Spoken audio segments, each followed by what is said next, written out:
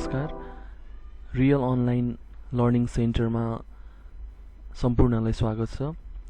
आज यो पहिलो क्लासमा हामी यदि तपाईको कम्प्युटरमा फन्ट अर्थात् नेपाली फन्ट वा जुनसुकै फन्ट छैन भने त्यसलाई चाहिँ कसरी इन्स्टल गर्ने भन्ने कुरा यो भिडियो मार्फत सिकाइरहेको छु।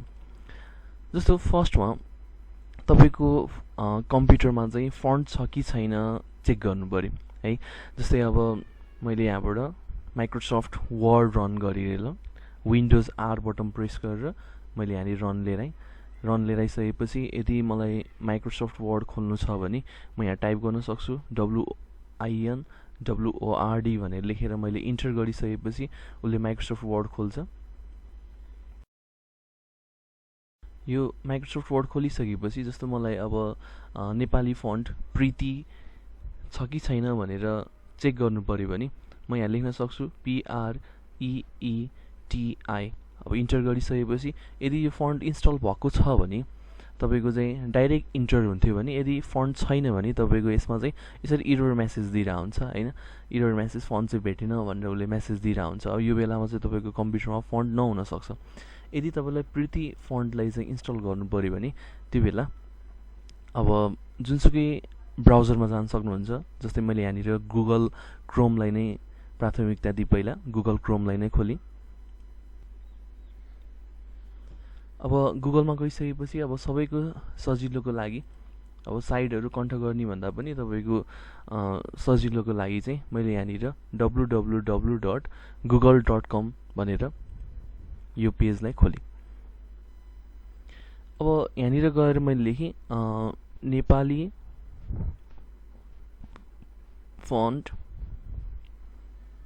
फन्ट्स डाउनलोड भनेर यहाँनिर लेखेँ। अब यहाँनिर तपाईको धेरै थरी लिङ्कहरू दिएको छ। यो ब्लू लाइन दिएको जति सबै तपाईको चाहिँ लिङ्कहरू। अब जुन चाहिँ लिङ्क चाहियो, जुन चाहिँ चाहिन्छ यहाँबाट हेरेर यसलाई क्लिक गर्न सकिन्छ।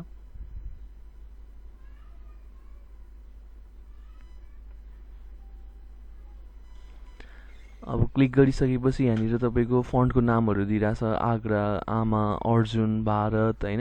यसरी तपाईको धेरै थरी चाहिँ नेपाली फन्टहरू चाहिँ उसले यहाँनिर इन्क्लुड गरेको छ, साइडमा चाहिँ राखेको छ। अब मानौ यदि हामीलाई चाहिँ प्रीति फन्ट चाहियो भने यही लिस्टबाट हेरेर यो जुन प्रीति लेखेको छ यो प्रीति भन्ने फन्टमा गएर क्लिक गर्न सक्छौँ। यो जुन भिडियोको लिङ्क छ, जस्तो तपाईको फन्ट डाउनलोड गर्नलाई जुन लिङ्क छ, मैले यो युट्युब च्यानलको तलपट्टि पनि यसलाई चाहिँ इन्क्लुड गरिदिएको छु। तलबाट डाइरेक्ट लिङ्कमा क्लिक गरेर पनि तपाईले फन्ट डाउनलोड गर्न सक्नुहुन्छ। अब प्रीति भनेको जस्तै गरेर अब कतिलाई चाहिँ सजिलो लाग्ला, रुक्मणी सजिलो लाग्ला। अब रुक्मणी नै चाहिन्छ भने रुक्मणीलाई क्लिक गरेर तपाईले डाउनलोड गर्न सक्नुहुन्छ। त्यस्तै गरेर सगरमाथा चलाउनुहुन्छ भने सगरमाथालाई क्लिक गर्न सक्नुहुन्छ। उसले यो तलपट्टि चाहिँ हामीले जे जति क्लिक गरिरहेछौँ सबै डाउनलोड गरेर राखिरहेछ। अब योभन्दा बाहेक अरू पनि कुनै चाहिन्छ भने अब आफूलाई कुन चाहिँ चलाउन मन लाग्छ हैन, त्यो अनुसार हेरेर तपाईले डाउनलोड गर्न सक्नुहुन्छ। जस्तो अब फन्टासी हिमाली टिटी भन्ने नै चाहियो भने पनि यो अप्सनलाई पनि तपाईले क्लिक गरेर डाउनलोड गर्न सक्नुहुन्छ। मैले यहाँनिर चारवटा नेपाली फन्टहरूलाई चाहिँ डाउनलोड गरिसकेँ। यो पछि मैले यसलाई ब्राउजरलाई मिनिमाइज गरेर राखेँ। अहिले हामीलाई फेरि चाहिन सक्छ। अब यो डाउनलोड गरेको कन्टेन्ट कहाँ बस्छ त? जस्तो अब फर्स्टमा कम्प्युटरको जुन लगइन हुन्छ, लगइन भएको बेलामा पासवर्ड हाल्ने ठाउँमा तपाईको युजर नेम देखाउँछ। जस्तो स्टार्टमा गएर पनि तपाईले हेर्न सक्नुहुन्छ। अब यहाँनिर विन्डोज 10 मा चाहिँ तपाईको यसैमा श्रवण श्रेष्ठ भनेर दिइरहेछ। अब विन्डोज 8 वा 7 छ भने माथिपट्टि पनि लेखा हुन सक्छ। तपाईको स्टार्टमा यसरी हेरेर खोज्नुभयो भने तपाईले भेट्न सक्नुहुन्छ। जेनरल अब तपाईको कम्प्युटरको लगइन स्क्रिनमा जे नाम आउँछ त्यही नै भइरा हुन्छ। अब श्रवण श्रेष्ठ है, मैले डेस्कटपमा गएँ। डेस्कटपमा तपाईको यहाँनिर चाहिँ श्रवण श्रेष्ठ भन्ने युजरमा चाहिँ अब डाउनलोड भएको कन्टेन्टहरू सबै यसैमा इन्क्लुड गरेर राखेको छ। जस्तै अब डाउनलोडमा के छ त, डाउनलोडमा गएर मैले डबल क्लिक गरेर खोली भने अघि हामीले डाउनलोड गरेको कुराहरू जति सबै यहाँनिर देखाइरहेछ। फन्टासी, सागर, रुक्मणी, प्रीति। अब मैले यहीँबाट चाहिँ क्लिक गरिसकेपछि तपाईको माथिपट्टि चाहिँ एक्सट्र्याक्ट भन्ने अप्सन दिइरहेछ। यो तपाईको विन्डोज 8 भन्दा माथिकोमा मात्रै आउँछ। यो चाहिँ माइक्रोसफ्टले दिएको तपाईँको डिफल्ट एक्सट्र्याक्टर प्रोग्राम हो। अब यसैको थ्रुबाट पनि तपाईँले यसलाई एक्सट्र्याक्ट गर्न सक्नुहुन्छ। जस्तै फन्टासीलाई नै मैले के गरेँ त एक्सट्र्याक्ट अल भनेर क्लिक गरेँ। मैले यदि यसलाई एक्सट्र्याक्ट गरेँ भने यसले केही प्रोसेस लिन्छ। प्रोसेस लिइसकेपछि एउटा फोल्डर बनाउँछ। त्यो फोल्डरमा तपाईँको के आउँछ त यहाँनिर फन्ट आउँछ। यसलाई नै तपाईँले राइट क्लिक गरेर इन्स्टल गर्न सक्नुहुन्छ।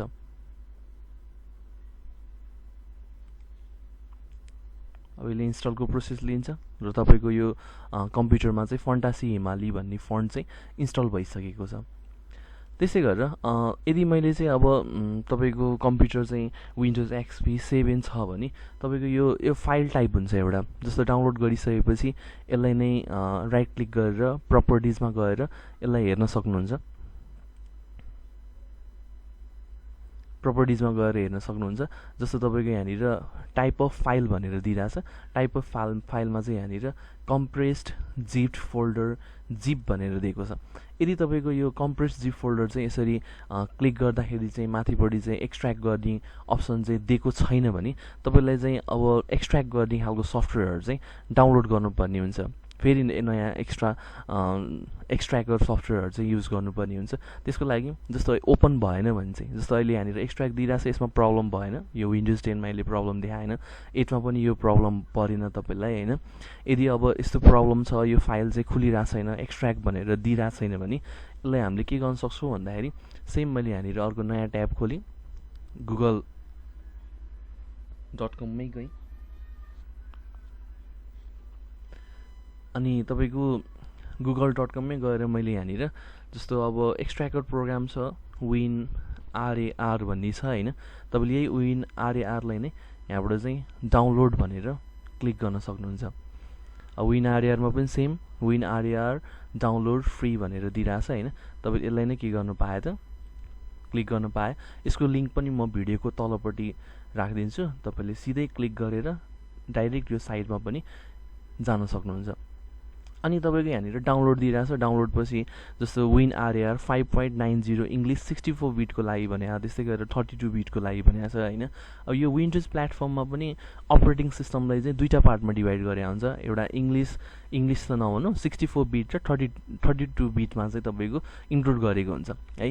जस्तो अब तपाईँको कम्प्युटर चाहिँ कुन चाहिँ बिटमा छ भनेर हेर्नु पऱ्यो भने यसलाई मिनिमाइज गरी फेरि मैले अहिले डाउनलोड गरेको यसलाई पनि मिनिमाइज गरेर राखेँ वा डाइरेक्ट यसलाई क्लोज गरिदिएँ। यदि कुन चाहिँ तपाईँको कम्प्युटर चाहिँ कुन चाहिँ बिटको हो भनेर पत्ता लगाउनु पऱ्यो भने सिधै दिस पिसी वा माई कम्प्युटरलाई राइट क्लिक गरेर यहाँबाट तपाईँले केमा जान सक्नुहुन्छ त प्रपर्टिजमा जान सक्नुहुन्छ। अब यो प्रपर्टिजमा गइसकेपछि उसले चाहिँ यहाँनिर सिस्टमको चाहिँ इन्फर्मेसन दिन्छ। जस्तै यहाँनिर यो विन्डोज 10 रहेछ होइन, विन्डोज 10 रहेछ।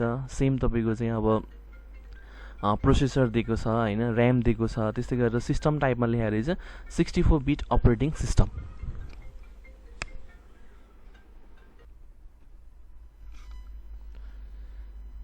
अब यो विन्डोज तपाईँको चाहिँ 64 बिट अपरेटिङ सिस्टम भनिसकेपछि हामीले डाउनलोड गर्दाखेरि पनि 64 बिटकै अपरेटिङ सिस्टमलाई सपोर्ट गर्ने खालको चाहिँ WinZip सफ्टवेयरलाई चाहिँ डाउनलोड गर्नु पऱ्यो। जस्तै WinRAR दिएको छ, यसलाई नै मैले क्लिक गरेँ। क्लिक गरिसकेपछि यो पनि तपाईँको डाउनलोड भइरहेछ। बाई गर भन्छ यसले होइन, त्यस्तै गरेर डाउनलोड गर भन्छ। मैले डाउनलोड WinRAR भन्ने अप्सनमा गएर क्लिक गरेँ।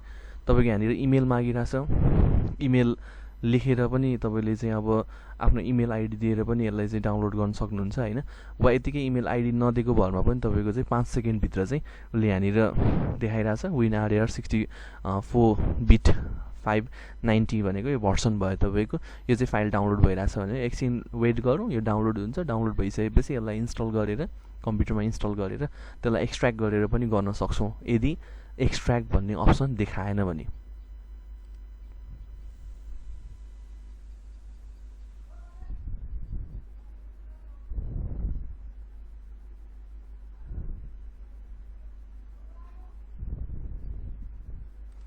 तपाईँको यो डाउनलोड कम्प्लिट भयो। डाउनलोड कम्प्लिट भइसकेपछि मैले ब्राउजरलाई फेरि मिनिमाइज गरेँ। पछि के गरेर चाहियो भने फेरि त्यसलाई मिनिमाइज गरेको ठाउँबाट चाहिँ टास्कबारबाट चाहिँ यसलाई ओपन गरेर काम गर्न सकौँ भनेर।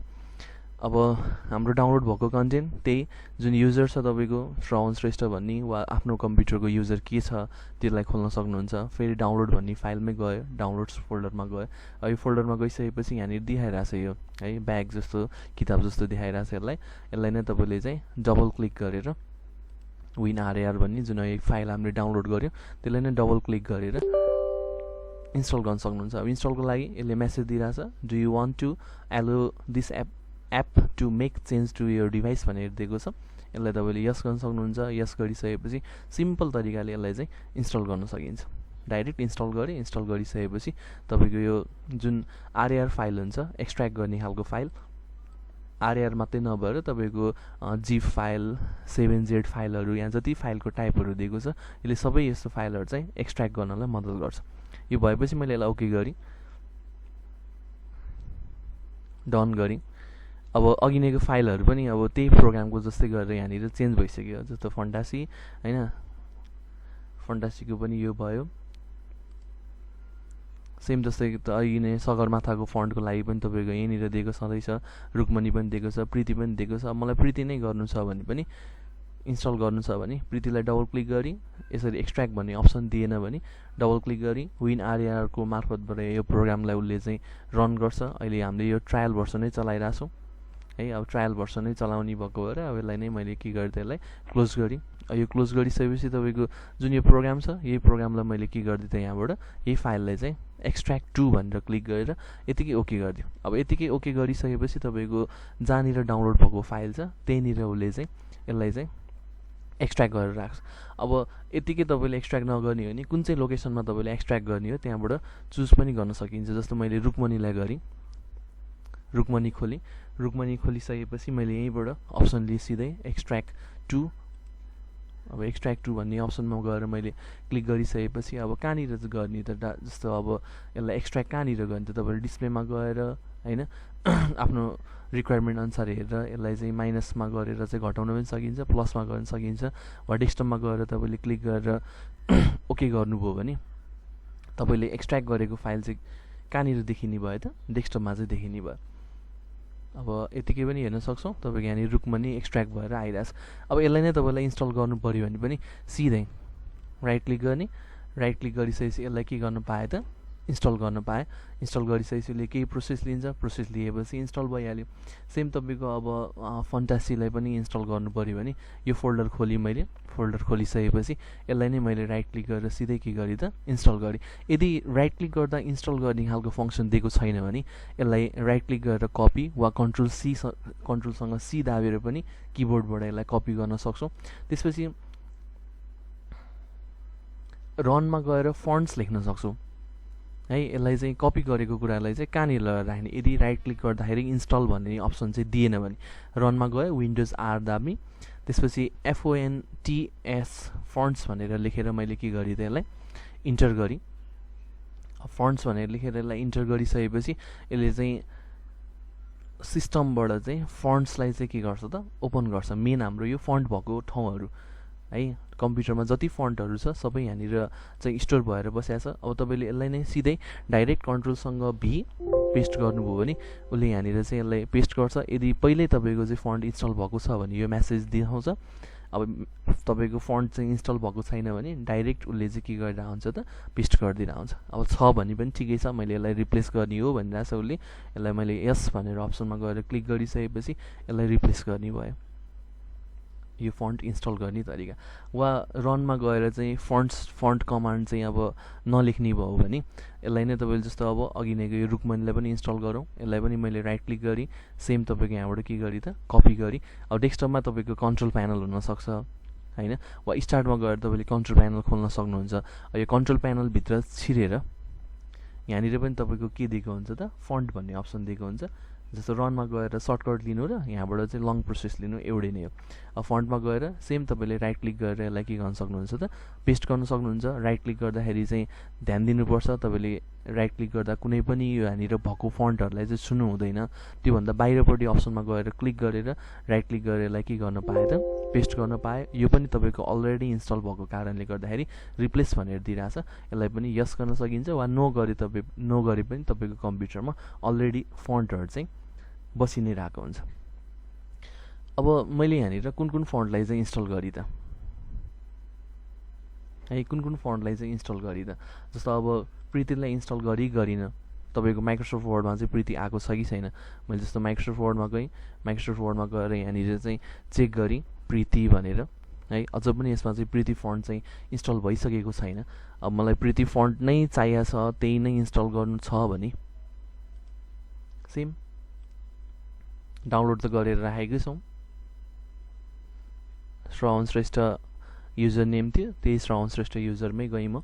अब तपाईँको कम्प्युटरमा, आफ्नो कम्प्युटरमा चाहिँ आफ्नै नामको वा अरू तपाईँले जे नाम राख्नु भएको छ त्यही अनुसार आउन सक्छ। यो प्रितीलाई इन्स्टल गर्नु छ भने प्रिती खोली, सेम मैले यसलाई राइट क्लिक गरेर के गरिदिएँ त इन्स्टल गरिदिएँ, वा कपी गरेर रनमा गएर फन्ट्स भन्ने अप्सनलाई लिएर पनि पेस्ट गर्न सकिन्छ। अब यो इन्स्टल भयो, इन्स्टल भइसकेपछि सेम मलाई चाहिने सफ्टवेयर विन्डोज आर गरेर रनमा गएँ, मैले यहाँनिर टाइप गरेँ विन वर्ड अर्थात् माइक्रोसफ्ट वर्ड प्रोग्राम खोली, वा तपाईँलाई जुनसुकै प्रोग्राममा टाइप गर्नु पऱ्यो भने त्यो प्रोग्राम ओपन गर्न सक्नुहुन्छ। अब यसैमा मैले फन्ट चेन्ज गर्ने अप्सनमा गएँ, फन्ट चेन्ज गर्ने अप्सनमा गएर यदि प्रिती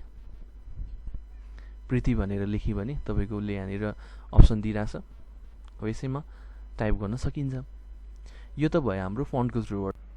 र यसैमा मैले अर्को पार्टलाई पनि इन्क्लुड गर्न खोजेँ।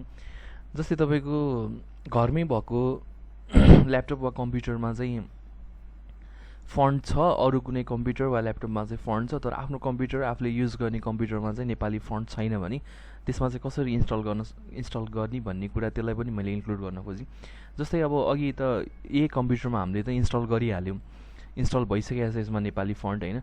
यदि मलाई चाहिँ अब यसमा भएको नेपाली फन्टलाई चाहिँ अरू कुनै कम्प्युटरमा चाहिँ लानु पऱ्यो भने कसरी लाने भन्ने कुरा त्यसलाई पनि इन्क्लुड गर्न खोजिरहेको छु। जस्तै सेम म रनमा गएँ, रनमा गइसकेपछि यहीँनिर फन्ट्स लेख्दा भइहाल्यो सिधै, वा अघि नै मैले भनेको जस्तै गरेर तपाईँ चाहिँ डेस्कटपबाट चाहिँ वा कन्ट्रोल प्यानल खोलेर कन्ट्रोल प्यानलभित्रको चाहिँ फन्ट अप्सनलाई चाहिँ ओपन गरेर पनि गर्न सक्नुहुन्छ। जे गरेर पनि तपाईँको सिस्टममा भएको फन्ट्स अप्सनमा चाहिँ हामी जानुपर्ने भयो।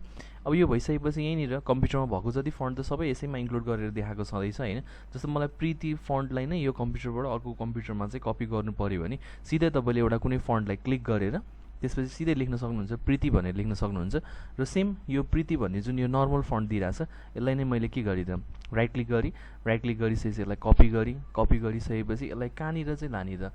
जस्तो मैले एउटा डेस्कटपमै फोल्डर बनाइदिएँ, ल राइट क्लिक गरेर यहीँबाट मैले चाहिँ न्यू भन्ने अप्सन लिएँ, न्यू भन्ने अप्सनमा गएर मैले एउटा फोल्डर क्रिएट गरेँ। फोल्डरमा गएर नाम लेखिदिएँ नेपाली फन्ट भनेर लेखिदिएँ, ल नेपाली फन्ट्स भनेर राखिदिएँ।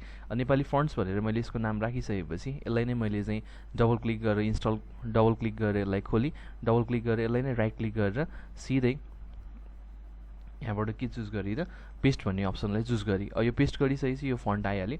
यदि तपाईँको यो फोल्डरमा फन्ट आइसक्यो भनेपछि तपाईँलाई अरू कुनै कम्प्युटरमा चाहिँ नेपाली फन्ट चाहियो भने पेन ड्राइभको थ्रुबाट यसलाई कपी गर्ने, पेस्ट गर्ने र सेम अघि नै मैले प्रोसेस सिकाएको जस्तै गरेर राइट क्लिक गरेर यसलाई के पनि गर्न सकिन्छ त इन्स्टल पनि गर्न सकिन्छ।